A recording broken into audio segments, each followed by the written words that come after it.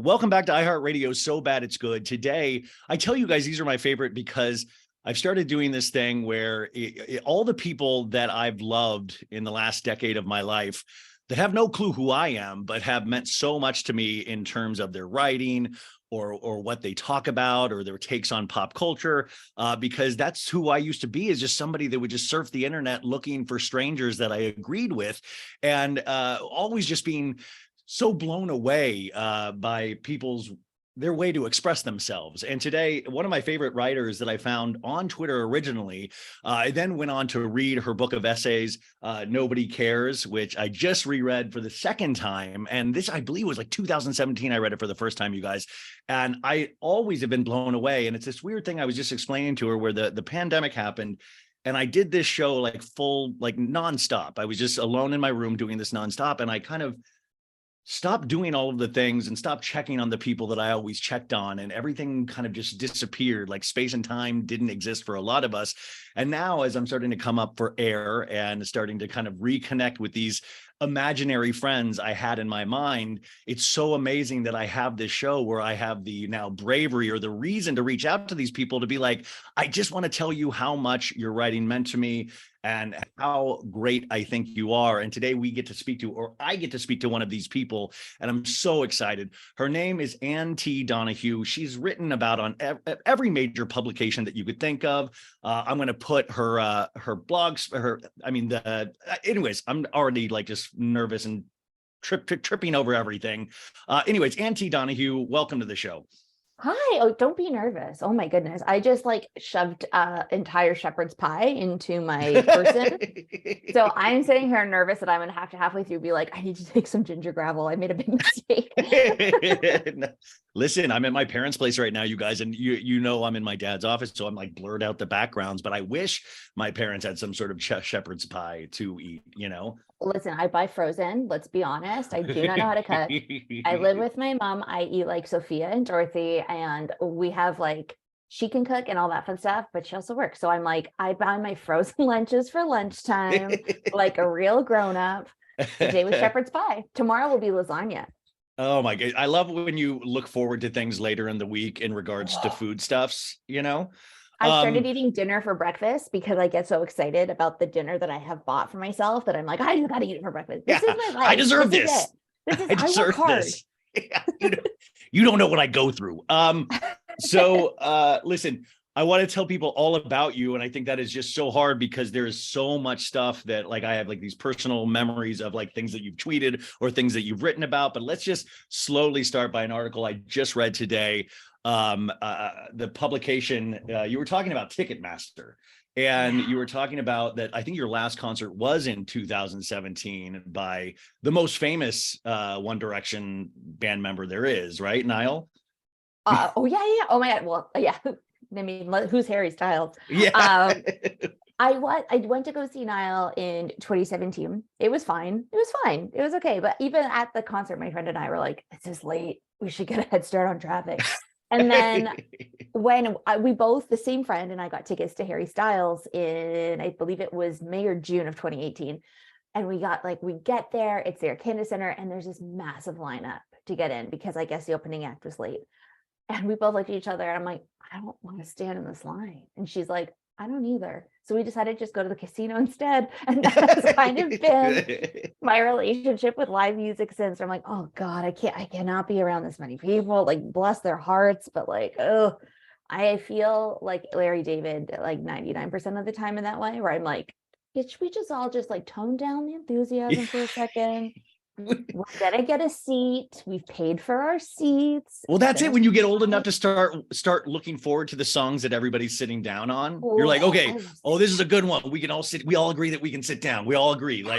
It doesn't mean I like you any less. It means I'm so excited to be here, but I also know that I have a bad sciatic nerve that I don't know where we're going to be landing that day. Sciatic. I was doing erotic. I was yesterday singing to the tune of "Erotic" by Madonna, sciatic, through the pain And it was my own fault. I thought I was a hero and carried a box of bubbly without preparing myself for it. 37, Ryan. This is my life. 37 Oh years old. no, if I move in bed wrong, it might take me out for a week. Like that's just things just start giving up on your body. And everybody warns you about it, but you're so young that you don't listen to anybody's warnings about it. So then when it happens, you're like, oh my God, I remember my parents telling me this for like a decade and I just never listened. Yeah. And now I still don't listen. Like I'll feel shitty today and I felt shitty yesterday. And then tomorrow I'll be like, I could totally lift this grocery. Like, I'm a lost cause. It's fine. I'll always pick up my 20-pound cat and hold it like a baby. And then I'll wonder why I'm in so much pain constantly. The concert thing too about leaving early, I always think about that as like, there is those definitive moments where you do start making these wise decisions, but at these like concerts and stuff like that, where you're like, well, they play the most popular songs at the end. And I already have heard the most popular song. I'm not part of the Lemmings. I don't need to be here. So I'm going to get a head start on that traffic. And there's something so exciting. And, it's almost like that's the danger thing that you do in your life now is like, I left early at a Harry Styles concert. Like that's how baller I am. I feel like there's nothing worse than when you're bona fide, like you're so excited to be someplace and then you turn around and you see like people who are not as excited as you. And I'm like, I don't want to be that not excited person bringing down the energy. Why would I do that? And if I am so lackluster that I can't even stand in a line, I don't deserve to see Harry Styles. Let someone else see Harry Styles. I shouldn't I can't do it. I'm just what you pointed out in your article today, I mean, Ticketmaster is making it real easy for us to not to go to any of these shows because we legitimately can't afford it. Like it's gotten past a point of ridiculousness in terms of these big shows. You got Beyonce, Madonna, you've got all of these people all of a sudden touring, Taylor Swift, and there's not even a possibility. Like even if we were to get a verified pre-sale thing, once you get in there, I mean, I was looking at somebody saying, oh, these tickets were $250 last week, and now they're $1,000 sold by Ticketmaster. So they make it really easy where now it's like this weird status symbol, like buying a car, because you're literally buying a car to see your favorite artist. Yeah, which sucks. And I mean, like I grew up I was like a tween in the 90s and a teen in the 2000s. And like, that was still the heyday of like, you could go to things like a concert to see like Broken Social Scene in 2006 was like $20. Yeah. And like, that's how you learn about what you like, and going to shows is fun. It's like cheaper than going to dinner. It's like how you find community and like-minded souls. And it's just like, I don't think the artists obviously aren't asking for $1,000 a ticket. It sucks. It sucks for everybody. And I am also a poor student again. So I am like, well, I guess I'll be watching a live stream somewhere. And you know what? I won't even, because I'll end up watching reality television instead, or the Food Network, which is something else I'm obsessed with. Reality television, I think, is a cure for everything that ails you. And reality television always gets like the short end of the stick in that, we're supposed to be ashamed of our tastes, ashamed of these things that we watch. And I was thinking a lot about this weekend of how much reality television has taught me in my life. Good and bad. I mean, it's completely ridiculous, but at the same time, there are life lessons, or even just the comfort of, watching these stories, that you're not alone, that you're, it's like, you're never as bad as Ramona pooping on herself in Real Housewives of New York. It's never that bad yet. No, although everyone does shit themselves in their adult years at some point. It happens. 100%, and 100%. I'm just saying we usually don't have cameras on us. We don't have cameras on us usually. Yeah. No, but I would, if I was a reality show person, I would lead with it right in the beginning, just to be like, got out of the way. Here we are. It happens. What if you're the reality show character that you're like, it just clarifies my IBS to a national audience? You're like, this guy cannot sit still at all. Like, this guy's constantly moving to the bathroom.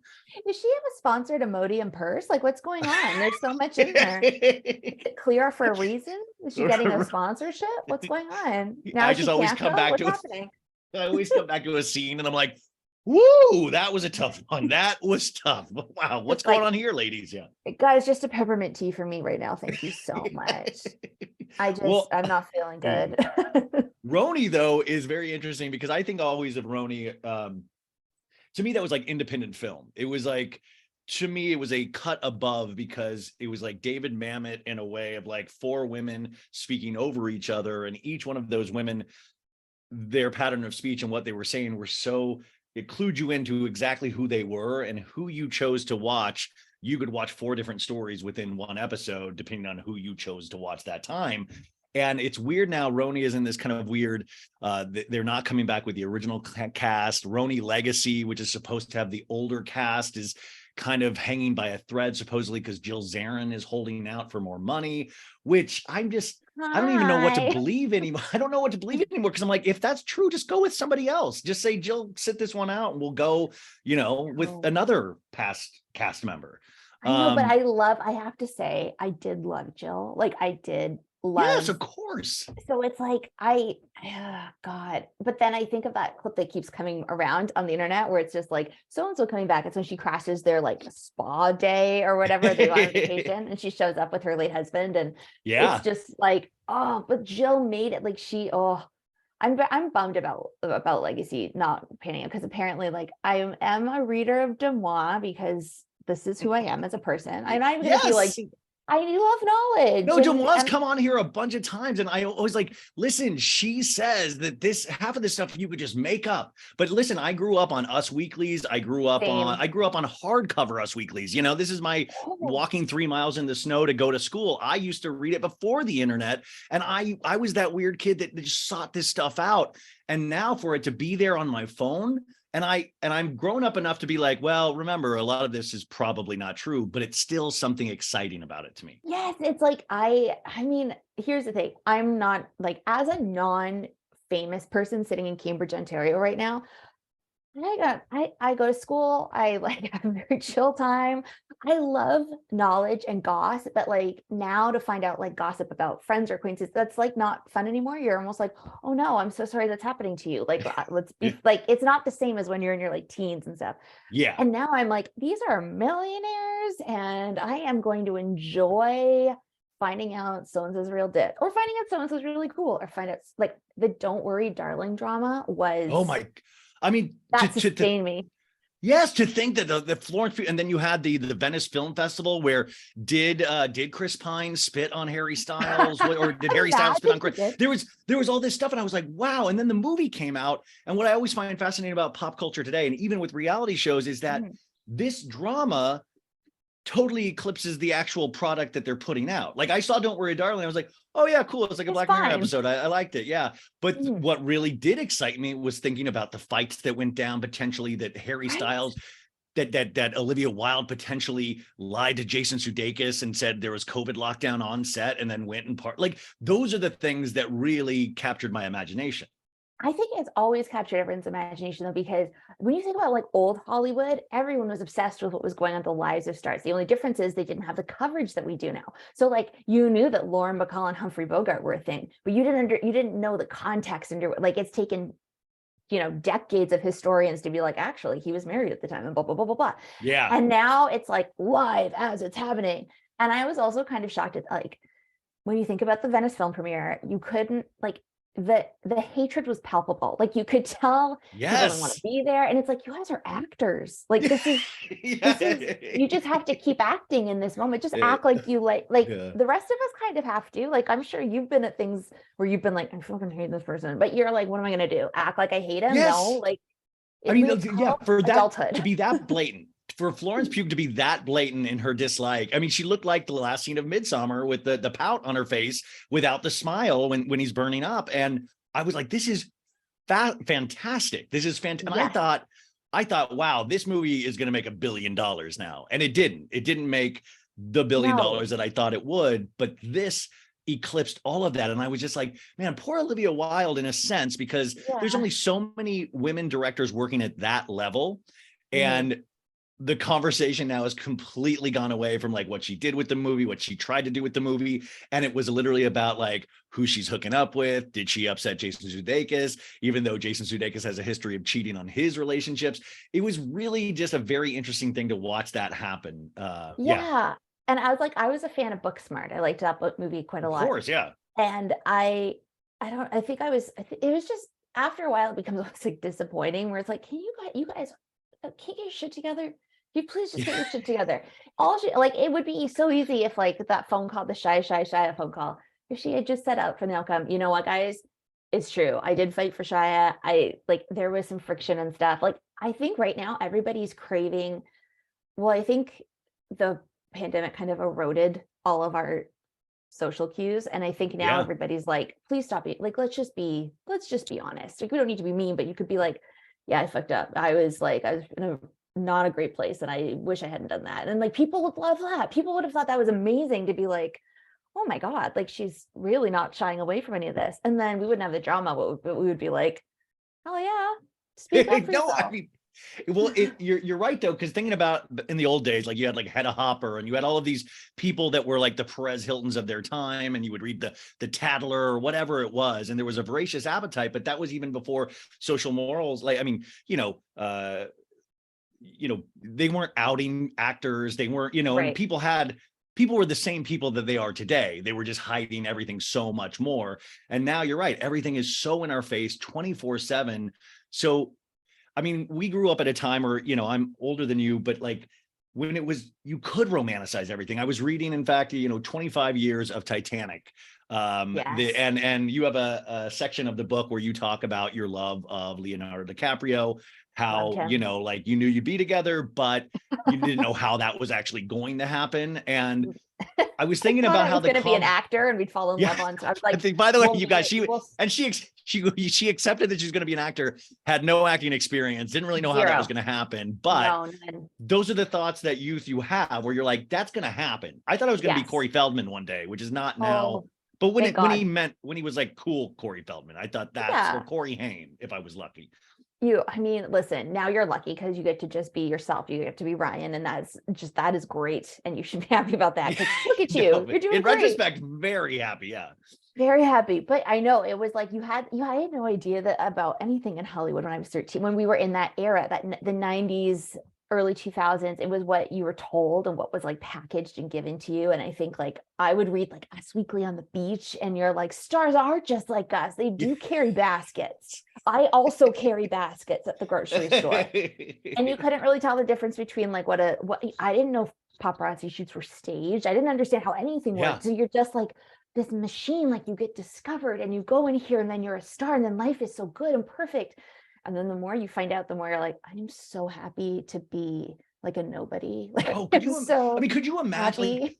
I think about how I look on a daily basis and how I usually Mhm. like, I'll just stumble out. I'm wearing the same basketball, like Adam Sandler, not a fashion hero of mine, but how I seem to dress. And if Yeah. people would on a daily basis going like, oh, look, he didn't zip up a zipper again. Or like, oh my God, he like that's disgusting what he's wearing. And I thank God I don't have to have that in my face at all. I'm really Yeah. thankful. Or I even think about like the relationship factor. Like I think about all like the guys that I've liked in the past, and like, some are awesome. And like I look back, I'm like, oh, I like that we're still friends. Like he's cool. But then you have others where you're like, oh my God, that he's a bad person. Like I wouldn't want my entire like thing dissected. That would be horrifying. Or I've acted like an asshole. And you're just like, could you like that would be like all of this is like you're supposed to grow and change.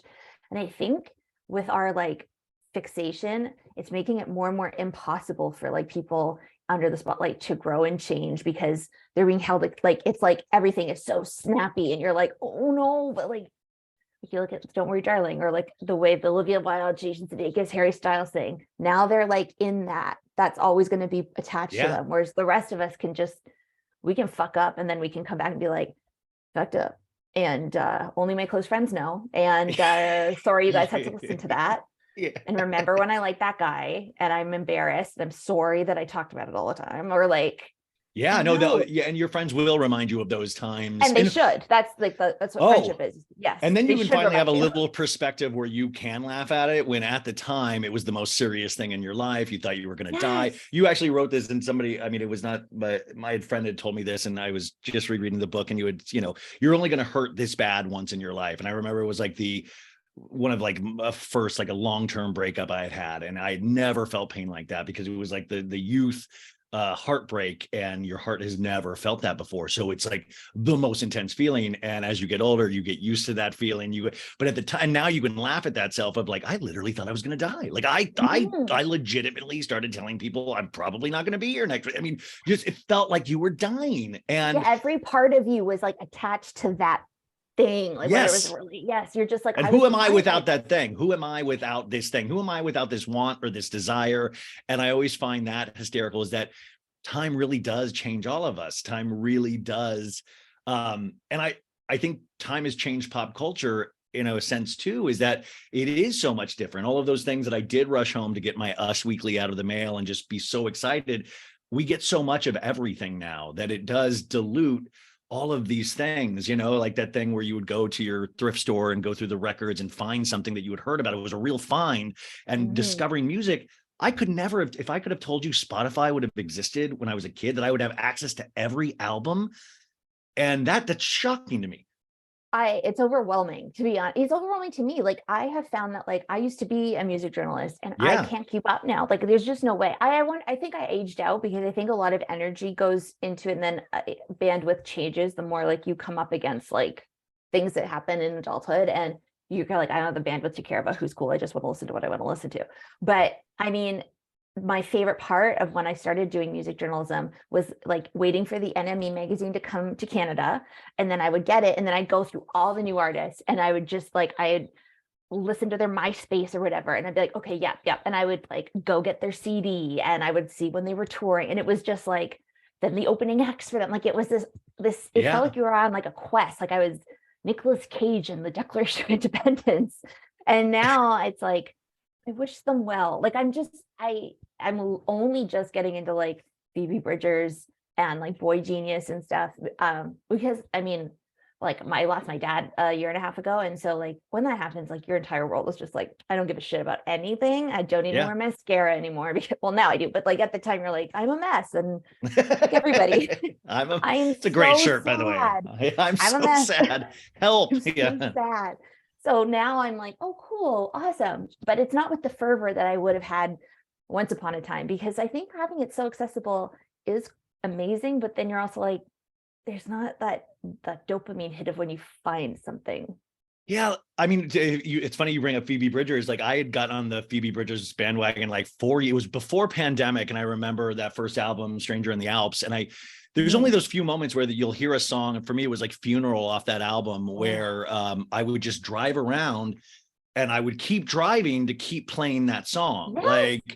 And there were certain ones with like Sufjan Stevens from the Carrie and Lowell album. Like there were certain, and it's been so long since I've had that experience where I stay in a car. Well, I'm not in cars a lot anymore anyways, but where you just like, I need to keep listening to this, keep listening to this, keep listening to this. And that's what scares me, is that me? I'm hoping it's just because I'm older, but with like Harry Styles and things like that, it's good to have these landmarks where you're like, okay, everybody should like him, right? Okay, we at least have one popular person that we can all agree. Lizzo, Lizzo, pretty good.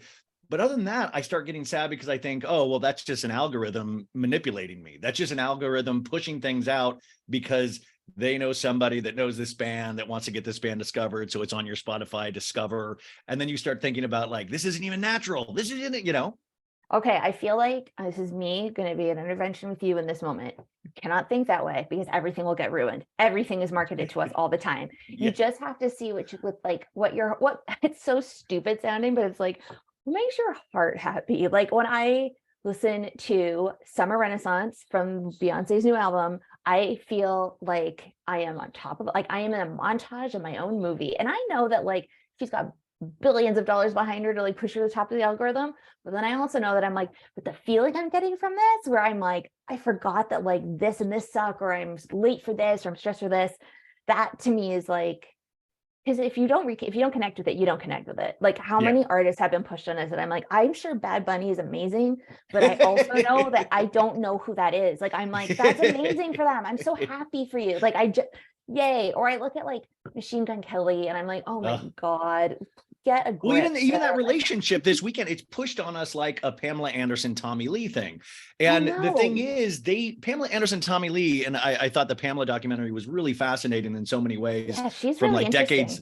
Oh my gosh. I like decades later, it was really, I was like, this is just such a great watch that I didn't expect to be a great watch. But they're kind of like, even they've said like Pamela Anderson and Tommy Lee. And I'm like, you don't like, just you're going to be who you are. The fact that you're trying for this thing, and it's like at a certain point, we've been there, we've seen that, we bought the tickets to the movie. Like, we don't need to like see this. It feels very manipulated, and like punk rock isn't about showing up at the opening of every envelope. Like, he's at everything.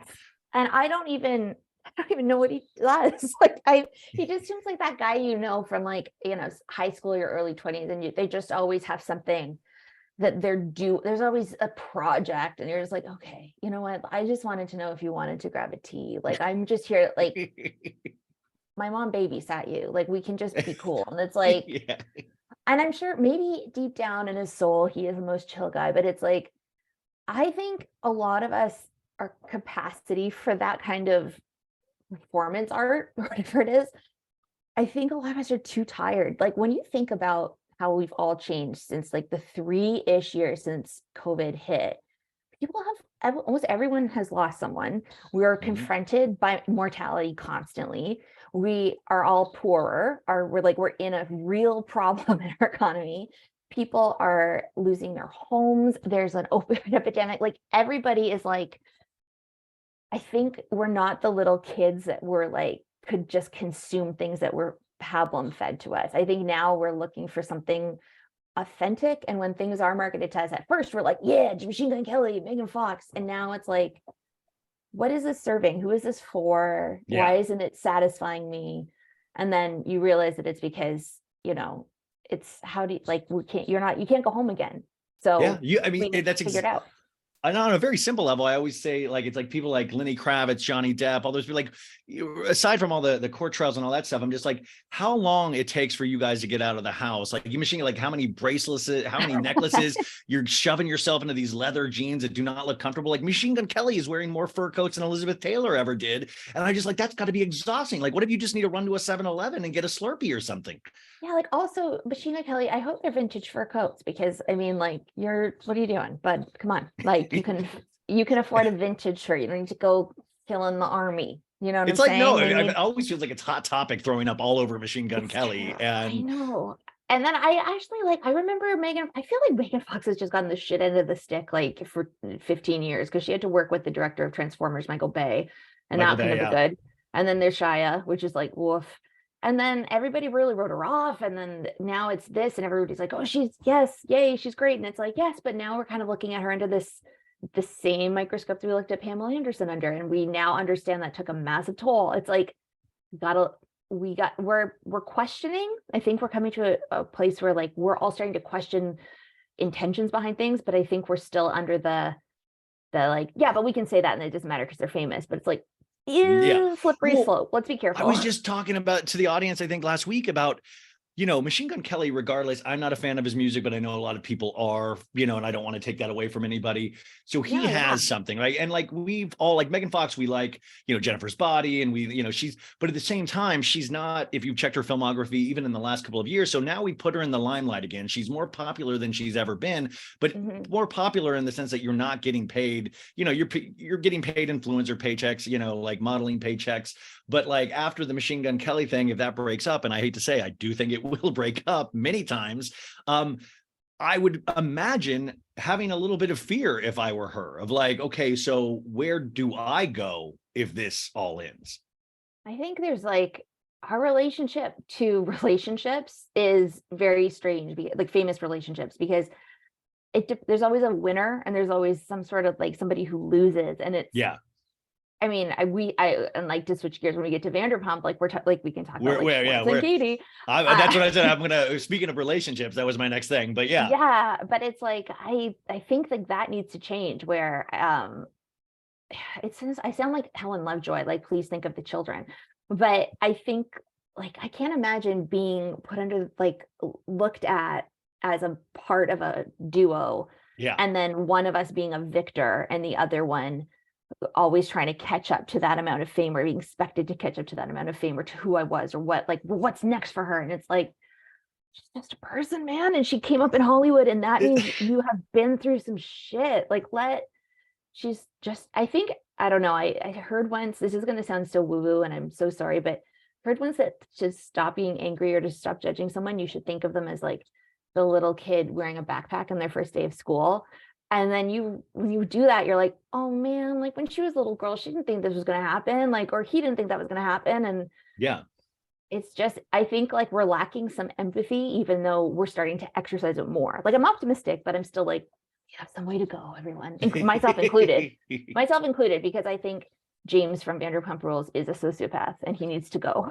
Okay, well now, you are an avid viewer of Vanderpump Rules. That show Absolutely. is so much in the DNA of my whole life. Good. And I'm season glad. 10 just premiered. We're 2 episodes in, and you're right. DJ James Kennedy is a sociopath, which I think is one of the necessary things you need for a reality show to be good. So he does fit nicely. I always call him like Jax 2.0, like there's Yes.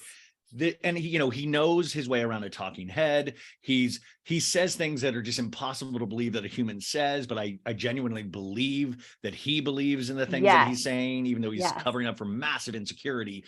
What is your relationship to this show, and are you liking this season?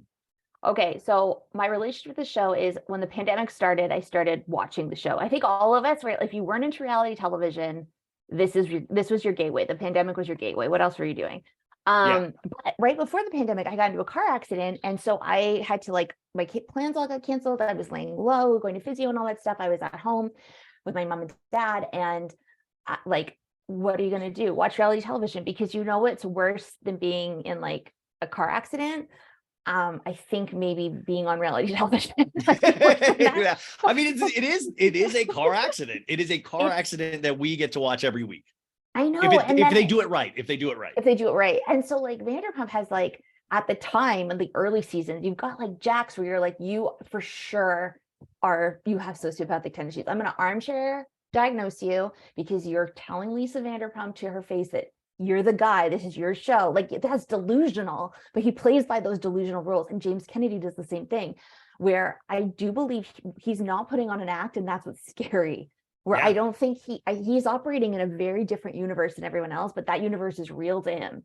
And that's where you're like, oh my God, he's going to kill someone one day, I think. And we'll all have seen it, coming. We'll all have seen it coming. We're going to feel really bad. And we're going to be like, are we sometimes I have a thread going with someone on my DMs where we were like, are we enabling him watching this? Because I can't stop watching it. But I'm also you need to go for real help. But then if you're really think about it again. I mean, this is a man that we've watched for the last 3 or 4 seasons have a tremendous issue with alcohol. We've all seen it. We saw him when he was it wasn't just a light problem. He was really became a whole different person. He even became meaner and all of that, if that was possible. And then the first episode, he's like, yeah, I'm drinking again. I like my wine with my charcuterie, and I don't really. And then Lisa comes up to him at the DJ booth at Sir, and she's like, I hear you drinking again. And he's like, yeah. And she's like, well, she's like, well, just be careful. And it's like, wait a sec. You literally said he could not work at Sir anymore if he continued drinking. And now he admits to drinking. And you're like, well, just make sure you drink some water with it. It was, I'm like, talk about enabling. And that to me was fascinating. It is. I think that really differentiates between real friendships and relationships and cast friendships and cast relationships, fictional versus not. Because I've written about this. This year for me will be 10 years sober, which is pretty cool. And anytime I've even joked with a friend, where I've been like, fuck it, I'm gonna get a beer. And it is I think one time I said to a friend in Niagara Falls, I was like, oh, I want beer nuts. But she just heard the beer part. And right away, their reactions are always like, what? Okay, what's going on? Are you okay? You don't need to. And I'm like, I'm not going to, guys, I love you so much for giving a shit. But I promise if I was at that point, I would have come to you already, blah, blah, blah. But that's to me, not a real friend. I wouldn't, if someone came up to me and was like, well, make sure you have water with the, I'd be like, okay, I have an addiction. This isn't you don't dabble in it. James, I think that's the other part of his transformation whenever he's obviously indulging is it's a little bit scary, and not in a TV, it's starting to make me feel uncomfortable in a way that's watching someone at a party where at first you're like, ugh, blah, blah, blah, whatever, they're doing whatever. And then they cross that line, whatever it may be. And you're like, do you think we should get someone to get him out of here? What, it's that feeling of I don't feel something's unsafe, but I don't know what it is yet. Yeah, it's weird. You can't put and that's like a finger on it. It's like weird because, and also he's out of the point where he still makes you laugh, but in horrible ways, like him making fun of Peter, which made me really sad. Poor Peter. Peter, like I always say, like poor Peter, he's like literally the only one still counting waitresses out at the end of the night. He's like really truly working there. And I love Peter. I mean, listen, I don't love Peter, but I respect. That's the word. Sorry.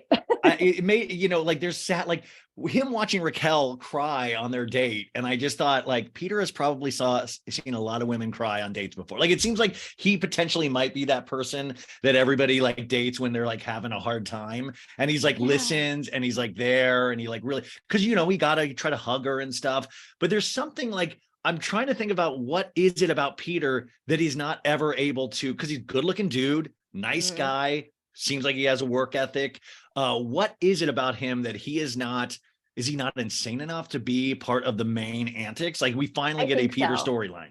I think he's kind of like Albie in White Lotus, where he seems like a good guy. Like his whole thing is like, I'm a nice guy, I'm a good guy. But it's like, but do you see women as equals? Like, are you there to rescue them? Do you want a damaged bird or do you want a whole person? And I think like Peter's always associated with somebody who's identifying someone as a damaged bird. And Raquel is presenting as that. And it's so weird because in real life, they could just be the best actors of our generation, where they are nothing like these people that were watching them on television. And we don't know. I mean, I think we know, but Raquel, I mean, Rick, I've hung out with Raquel a bit. And like the one thing that always impressed, they aren't acting like I've hung out with like now a good majority of them. And I don't mean that in a braggy way at all, just, but like, it's fascinating to like a show and then watch them and you're like, oh my God, this is so dead on. Like you're exactly who you are. Like Sheena, every time I'm around, she's literally texting somebody in a fight with one of the cast members and they're not even filming when I've hung out with, and it's like, holy crap, you live this way. You live by the sword, you die by the sword. And Raquel, though, I can never get a beat on her personality. Like I can never get like, I was there at that Daily Mail party that they showed this week and I had seen that. And I didn't even realize the Peter stuff was happening. I was more like, oh, DJ James Kennedy's here with his new girlfriend, Allie. And I asked her, like, are you okay? And she like looked at me and she's like, yeah, of course. Like, why wouldn't I be okay? And I was just like, wait, like, and I was so confused because I was like, wait a sec, it's obvious why you wouldn't be okay. She always confuses me. Like, I always like, do you know, like, what's like, but at the same time, she's like this person that we're seeing like actually find a voice supposedly, but then it doesn't jive with me. What did you think of that picture that she posted with her and Schwartz on Saturday in front of the Schwartz and Sandy sign? I think it's one of those, this is the thing, I think, going back to transparency, where it's like, in terms of like, there's nothing authentic about that. There's nothing like, it's transparent in that we know exactly what that was for. Like, why would any of us post a photo of us in shorts in that position? It's just like stoke the embers and to like keep the fire going. But and we eat it up. That was one of her most liked Instagram posts of all time. And everybody was like, no way. Oh my God. And the glee people were taking in writing a comment underneath it. I think there's like, for me, sometimes I feel so split because I fucking love that kind of like, I think I captioned when I reposted, I'm like, I love culture. I love knowledge. I love information. It does not apply to me. My life is not affected by it. And then I think I'm like, if you sign up for a reality show on Bravo, like you're living in a different world than the rest of us. And so thus you are playing pretend, so to speak, but also real. It's very strange. But then there's this other part of me that's just like, what is the long-term effects of this going to be on their psyches? Like are they going to be able to maneuver through the world in 20 years when we don't really care anymore? Like that's that little nagging feeling of like, oh girl, like every decision you make right now is about to affect your direct future. Like, oh, I want her to find her voice and just turn around one day and just be like, you know what, James, fuck off. Like everyone is in the deepest voice ever, like, fuck off, James. Like I want her to like legitimately find the deepest voice that she like, because by the way, her voice, I even keep pointing out, is more solid than it was last season. So it's slowly happening. But like, I think we all relate to Raquel in the sense, like in this past week's episode, she said, I really just don't even know what's going on with my life. And she was very honest of like, DJ James Kennedy used to pay for everything. And now I'm broke all the time. And like, that was a kind of a weird comment, but it's like, okay, that's honesty at least. But then posting this stuff with like Schwartz, where it's like, obvious, listen, as somebody that's been through a divorce, I always say it is one of the worst things that you could go through. And if that was on reality television, I don't think I could have made it. And we all know that Katie had to ask him for a divorce because she was the only one that would have been brave enough to make that decision, because he kept he admitted to cheating on her multiple times in the marriage. And then in this week's episode, he goes, oh, talking about dating, it almost feels like cheating on Katie still. I'm like, well, what about all the times you actually cheated on Katie in the marriage? Did Yes. that feel like cheating? And I mean, I think she also mentioned that like the restaurant was the other woman in their relationship. It's Yeah. like, but there were other women. Like, I think You know who the other women were? The other women. the Yeah. other ones. I remember when I first started watching the show, I didn't like Katie. I was a big like, oh, she's Of always course, like such yeah. a. And now I'm like, actually, Katie's like she keeps it real, man. Like she's very like, this is it. This is who I am. Like I don't feel like there's airs being put on in any way, shape, or form. And like, even when you look at her like conversation with Sheena that like they posted on Instagram, Yeah.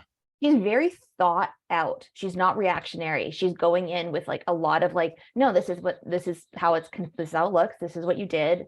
I'm not interested in that. Like, and you're like, that's, I think the realest person that's ever been on the show is Katie.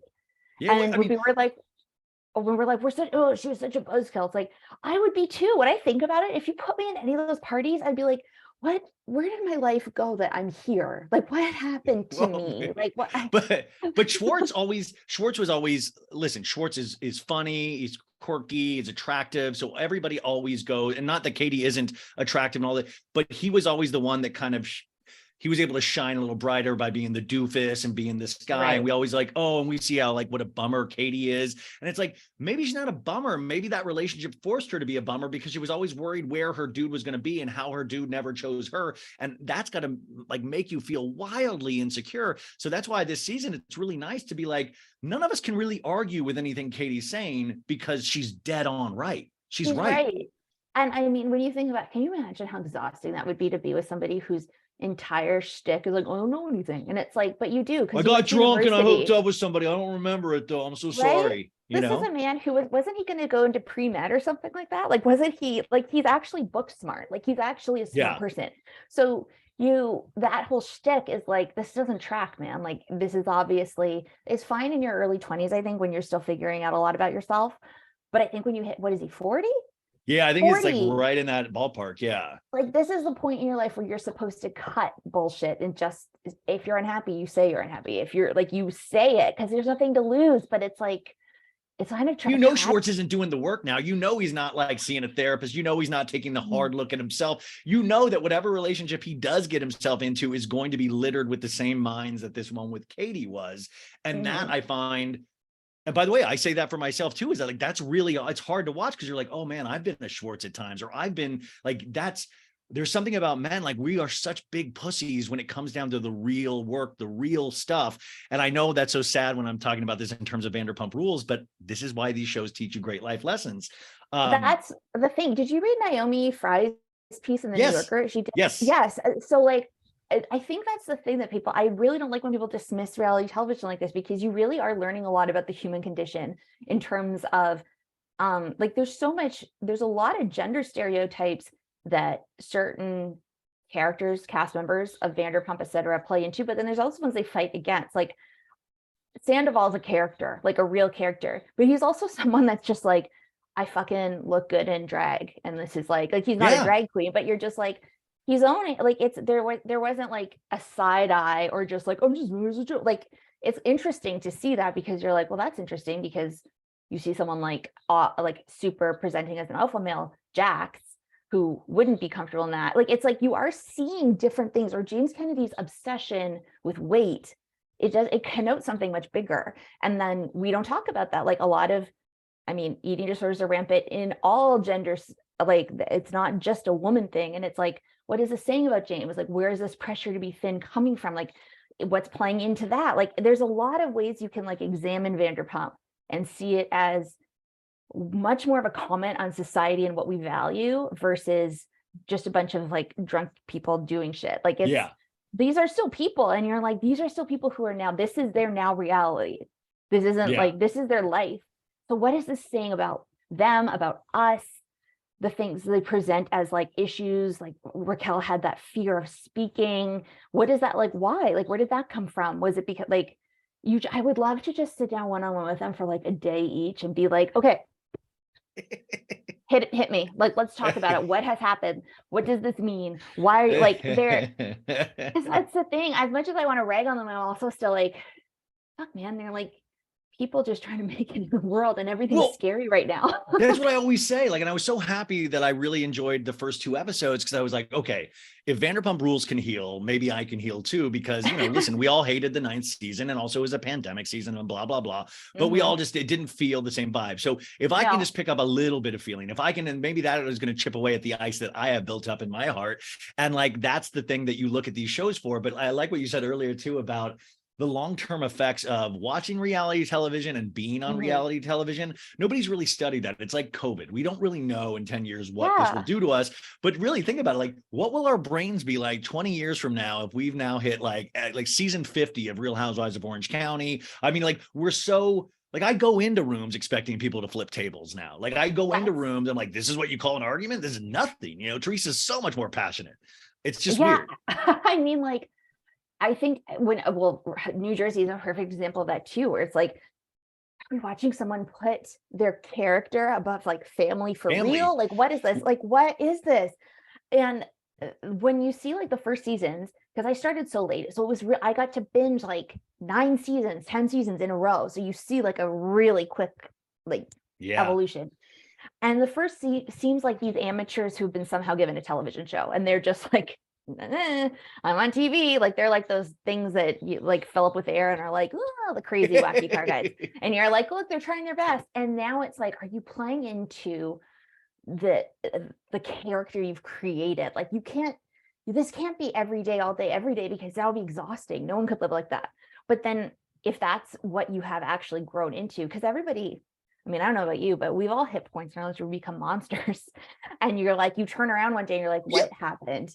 Well, that's what I said. I said, people talk about, oh, that was a bad season. I'm like, dude, I've had bad seasons of my life. You know, the only difference is that nobody's online for the most part saying like, oh my God, Ryan had the worst season of his life last year. It was hard to watch him at all. And we are like that. We're so easy to do that with reality television when it's like, yeah, man, like maybe they just had a really bad year. Like Heather Gay on Salt Lake City this season, I think had a really bad year. That was rough. That was bad. Hopefully we'll see her come to some kind of conclusion about herself, but who knows?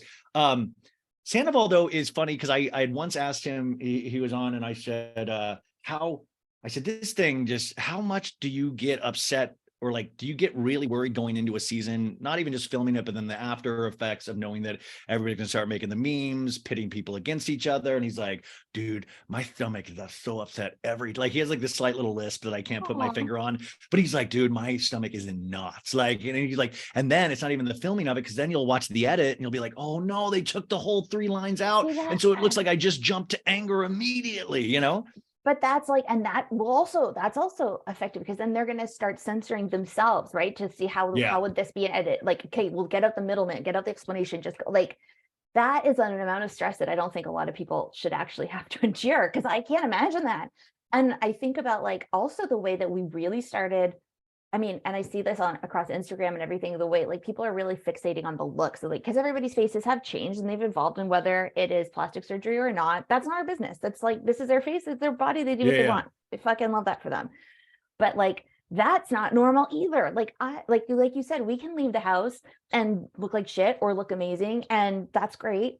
But could you imagine millions of people being like, no, look at their bad lips, they look like shit now. Yes, blah, blah. Like, dude, I was reading comments on one of Ariana's posts, and like, I always think like Ariana's like so beautiful. So like, I don't really even think about it. And then somebody was like, oh, you got to work on this and work on this. I'm like, imagine being so miserable in your life where you go to somebody else's, where you enjoy them on TV, and then tell them the body part that they need to work on, that they're not hiding. And you're like, you just can't imagine.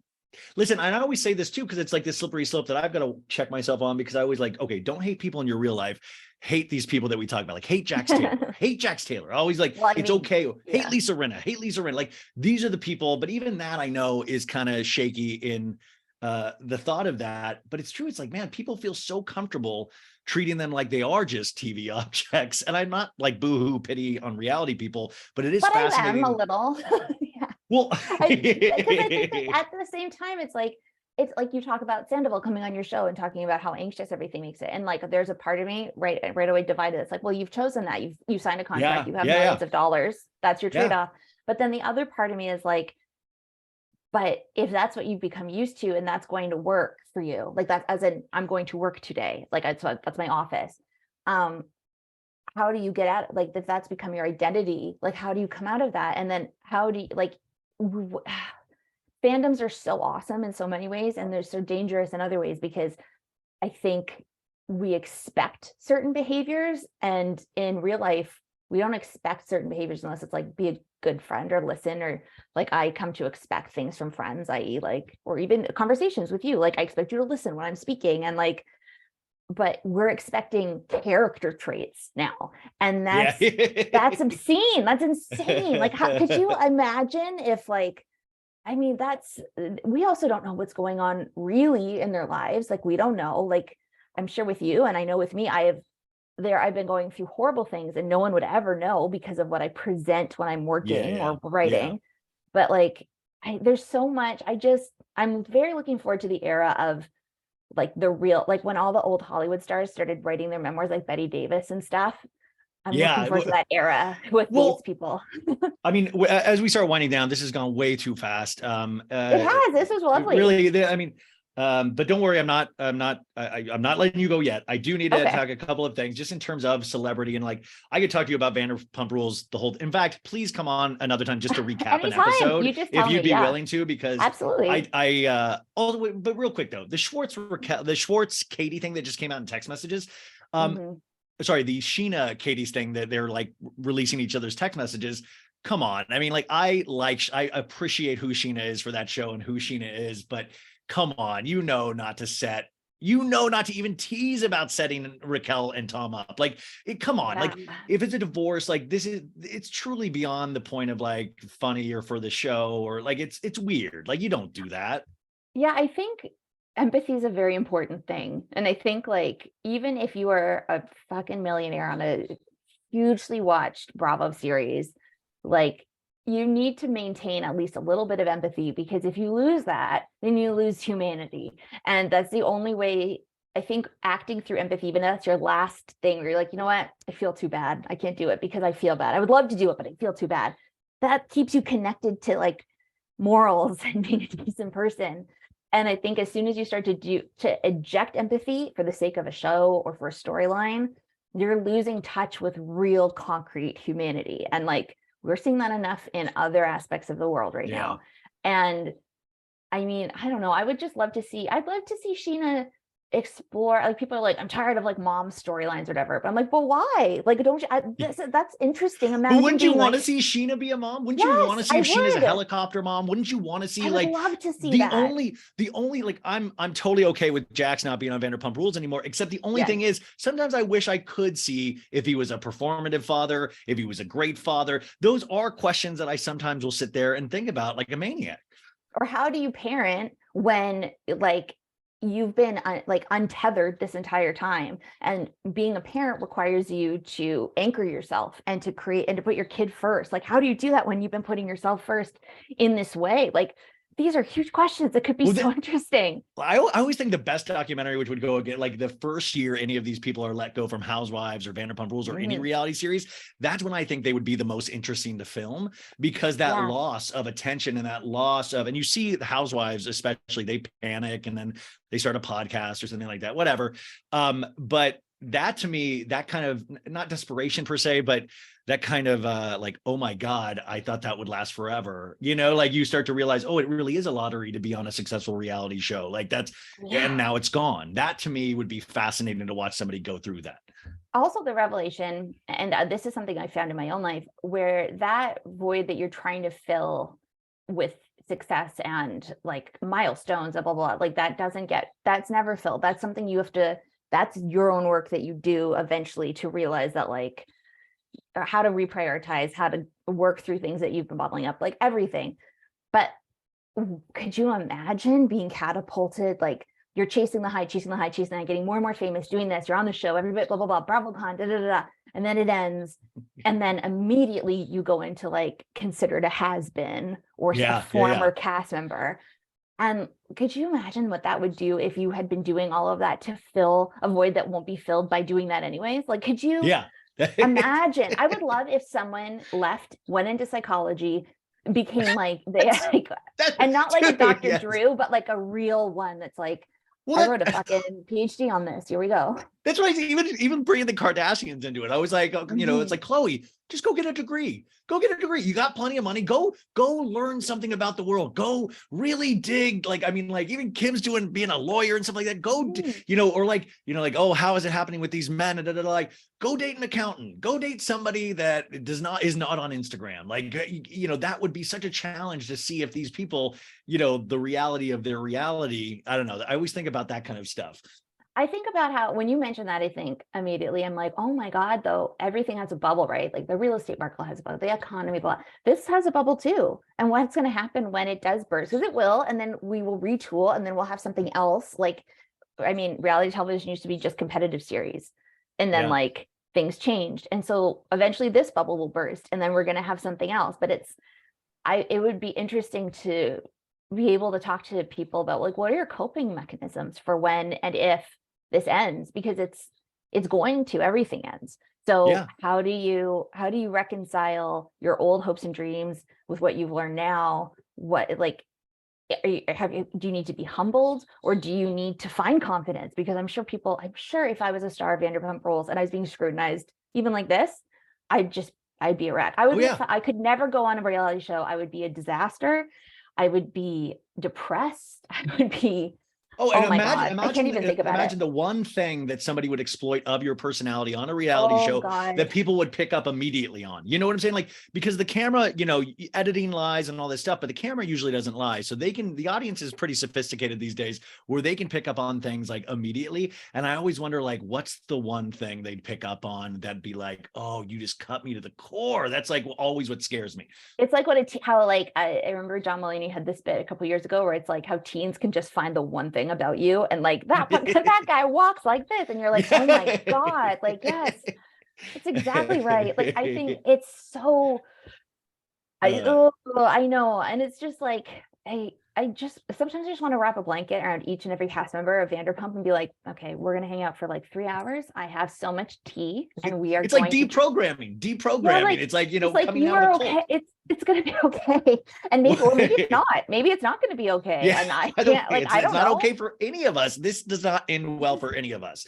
I know, it's like there is war, man. Like, what do we think about that? Who are you voting for? Can we talk about? And then when the bubble bursts for all of this stuff, that's what my fear too is, that like we're gonna have to take care of these Bachelor and Bachelorette contestants for the rest of our lives. There's only so much tummy tea to push. There's only so much, like, what are these people like? That's the thing I want to see. Like, I don't, you know, the NFL is one thing. They're potentially giving each other brain damage. Hopefully the NFL is taking care of them.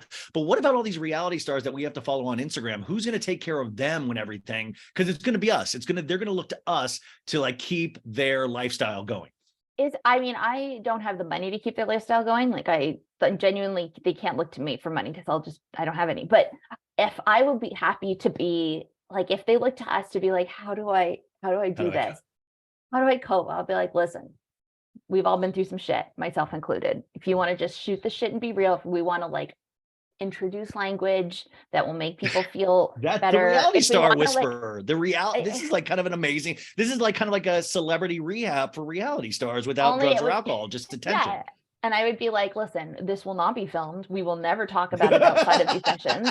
I will never talk, like, we're going to get you feeling like a person, and you're going to like, but you got to do a lot of work, and it's okay. And then something bad will happen, and then you're going to have to rebuild again. That's what adulthood is, right? Isn't it just you rebuild and you rebuild and rebuild? And hopefully, I think what scares me the most is when I think about this, I genuinely do hope that, say that we'll use the Vanderpump cast. I hope they have people around them for real that give a shit, because that would be so lonely if they didn't. And that's no way to live. And I hope that and I'm sure they do, but I just want to make sure, like, I'm like, please have people like, because you need people. It's like in Fleabag when she's like, people are all we've got. Like, people are all we have at the end of all of this. If I've learned anything from the 3 deaths and the fucking pandemic and the car crash, people are. We'll end right here, but at some point I do want to talk to you about like TikTok and the evolution of celebrity, in the sense that everybody's a celebrity now at a certain point. But I was at my buddy's dad's funeral this weekend, and we were all there, like all of my friends, like from the last 20 years. And that was the thing I was talking about on the show today, where I just said, You know, it's so interesting to learn about somebody through their funeral, their celebration of life. You get to hear about all of these things that you were not aware of.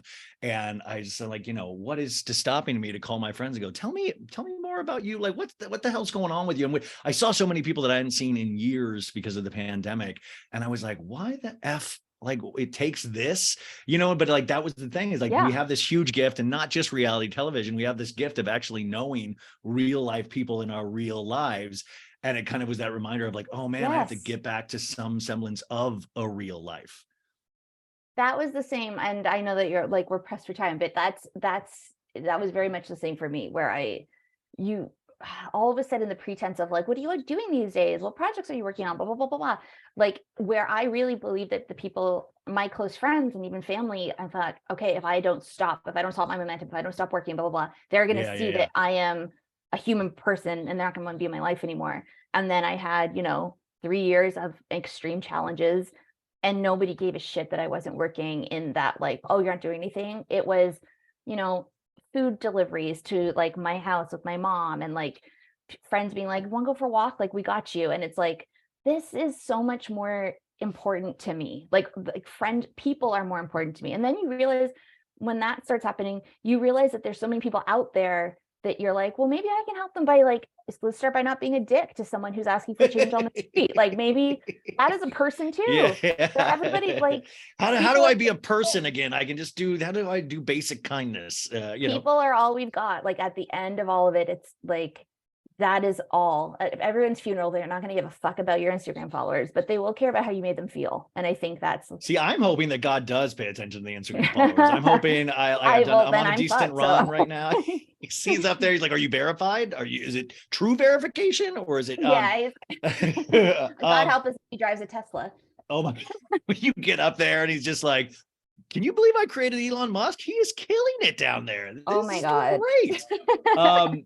And what is going on with you in terms of like, I think you are one of the most prolific writers that I've thank you. I just remember geeking out so hard on you for so many years when I was working a desk job, and I was speaking of, it would make me feel less lonely or something, like that. And I think your book is beautiful. It's Nobody Cares, you guys. Go check that out. It is a great read. But what else is going on? I see you write articles for pretty much everything. You have your own Substack. Like, how do we support? Okay, well, my Substack's free because the idea of like people paying me and then me having to abide by a schedule for like, I can't do it in that way. So I'm like, oh, you can sign up for my Substack. It's free. You'll get an essay maybe once a week. I don't know. It depends on my mood. Where's my free essay? It's been a week. Yeah. Give me your thoughts. I basically, like, car accident 2019, pandemic, and then my dad died in 2021, and my grandpa died 3 months exactly after that, and then we lost my uncle at the start of a year ago, actually this week. So I didn't write very much at all, and so I have now a recurring column for CBC Arts, which is, I have so much fun writing that. I have 29 Secrets, which I've been writing. That was my first job ever, so I'm like, I'll never leave you, I love you. Which, by the way, there's a great Leo DiCaprio article in there on why you should date people over 25. Yes, I'm starting to write again, which is nice. You were my first podcast in a very long time. Listen, thank you so much for doing this. Like, I didn't even, I've been so far up my own ass that I was like, I didn't even know if you had ever left or if I just stopped like participating in things that used to give me joy, Well, I have, and I'm started working again on the second book because that was shelved for a while. Because my dad was going to be a big part of it. And then, death is fucked, right? Like you change, grief changes you. But again, I think Andrew Garfield said this when his mom died, where he's like, grief is just love with no place to go. And it's like, I love that. There's also an Irish poem that I like where it's like, I'm not gone, I'm just in the next room. And you're like, okay, that's okay. So that's 2025. That should be out. And then in the meantime, I've gone back to school. I'm doing a history and gender studies degree that I wanted to do for a long time. And I'm living a quiet life, which is exactly what I would like. I've got my close friends and fam, and I get to do stuff like this. And then after this, I'm going to like hang with my cat. Like finish my book about Vladimir Putin. Like I'm I'm just so boring, and it's a novelty after a very painful couple of years. I'm very, very grateful to be a little bit bored in that way. Well, I love to hear that. And I'm so glad. It's just so great to tell somebody to their face how much Well, their thank work you. has meant to me. And like I said, you better come on before 2025. Please come on just to recap Oh, a Vanderpump gladly. Rules episode. But this has been such a joy. I'm over the moon. So you Thank guys, you. I'm going to put all of her information in the show notes. So please go support. But this has just been so lovely. I really, really appreciate your time today. Well, thank you for asking me. That really means a lot. And I'm happy to come back. You just let me know when. Okay, period. That's done. Cool. Bye.